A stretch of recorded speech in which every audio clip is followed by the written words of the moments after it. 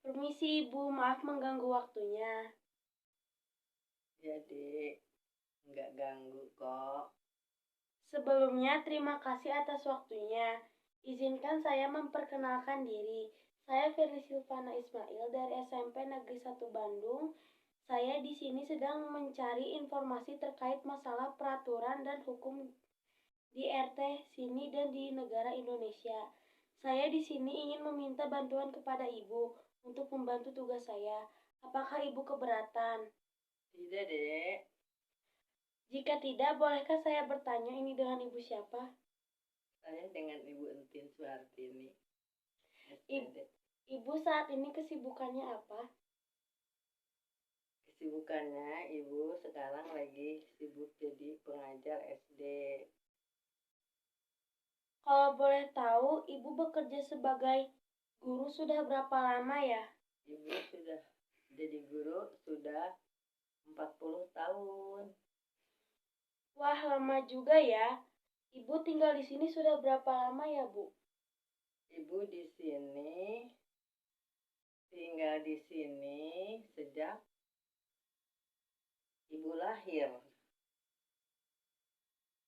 Oh, begitu ya. Bolehkah saya memulai pertanyaannya? Ya, Dek, silahkan. Apakah Ibu tahu peraturan atau hukum yang ada di Indonesia? Wah, kalau itu jelas tahu ya. Karena kan peraturan itu dipakai di kehidupan sehari-hari.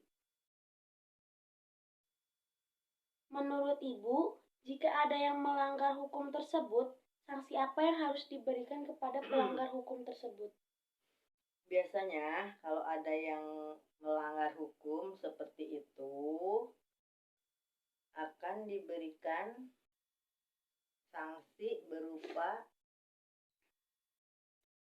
denda atau dipenjara. Menurut Ibu, apakah ketidakadilan hukum terjadi di Indonesia? Itu sudah pasti terjadi ya, Dek. Ketidakadilan terjadi karena dalam mengembangkan relasi sosial banyak didasari oleh prasangka atau sikap negatif, memandang negatif pihak lain dan berprasangka menyebabkan orang atau masyarakat tidak bisa berbuat apa-apa. Bisakah Ibu menjelaskan permasalahan hukum apa yang sudah sering terjadi di negara Indonesia? Biasanya korupsi, Dek. Itu yang paling mendunia karena ada beberapa orang mempunyai jabatan yang tinggi sehingga ia semena-mena karena jabatannya. Selain masalah korupsi, masalah hukum lain yang juga menjadi perhatian di Indonesia adalah masalah kekerasan terhadap perempuan. Masalahnya ini merupakan masalah yang tidak hanya terjadi di Indonesia.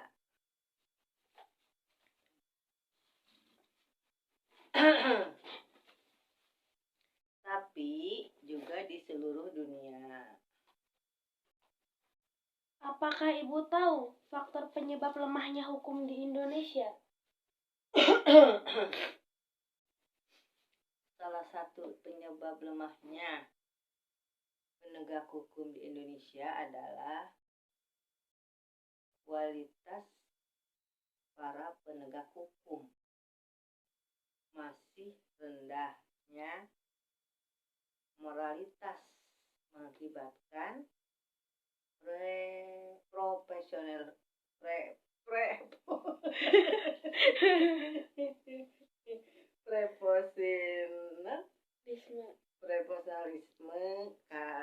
kurang dan terjadi ketidakmauan pada penegak hukum. Kalau menurut Ibu nih ya, hal apa saja sih yang dapat menyebabkan terjadinya pelanggaran hukum? Terjadinya adanya pelanggaran hukum, beberapa orang atau entitas mungkin sengaja melanggar hukum karena mereka tidak mau atau tidak peduli dengan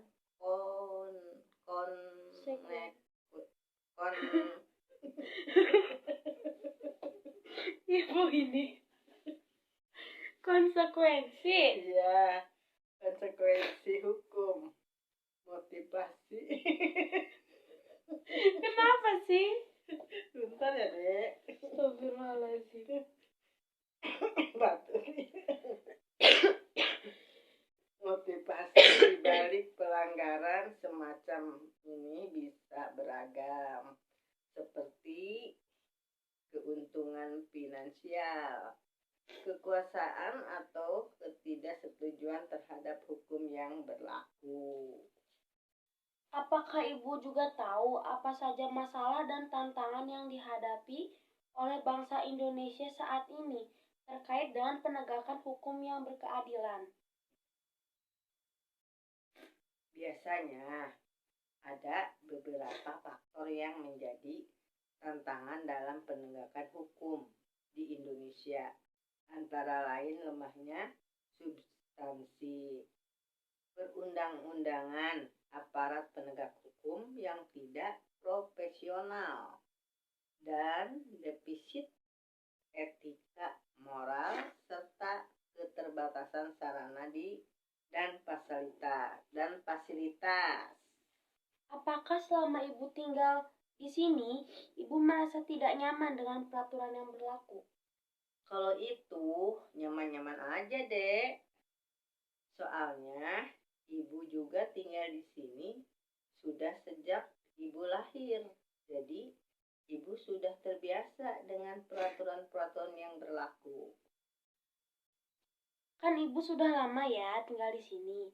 Menurut Ibu, permasalahan apa yang sering terjadi di RT ini? Oh, di RT. Biasanya sih karena masalah lingkungan yang kotor. Lalu kurangnya bersosialisasi dengan sesama warga. Jadi kurang silaturahmi. Nah, itu sih, Dek, yang sering terjadi. Menurut Ibu nih, kenapa masalah tersebut bisa terjadi? Ya, itu biasanya terjadi karena ada beberapa warga yang sering buang sampah sembarangan, seperti anak-anak kecil. Kalau untuk bersosialisasi, mungkin karena mereka adalah individu yang tertutup atau memang ada kesibukan masing-masing dan juga tidak mau bersosialisasi dengan lingkungan sekitar. Apakah ketua RT di sini mengetahui bahwa masalah ini terjadi? Bisakah Ibu menjelaskan? Oh, itu sudah pasti. Karena warga sini jika ada masalah pasti akan melaporkan kepada Pak RT agar tidak terjadi hal-hal yang tidak diinginkan. Apakah ketua RT di sini ikut berpartisipasi dalam penyelesaian masalah di lingkungan ini? Ya, ketua RT di sini ikut berpartisipasi. Biasanya ketua RT di sini akan mengadakan gotong royong atau acara ngobrol bersama, makan bersama. Jarang-jarang sih, Dek.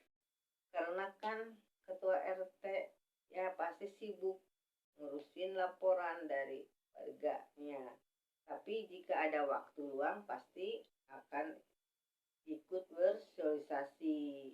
Menurut Ibu, apakah peraturan di RT ini harus diubah atau ada harus yang perlu diatur-atur lagi?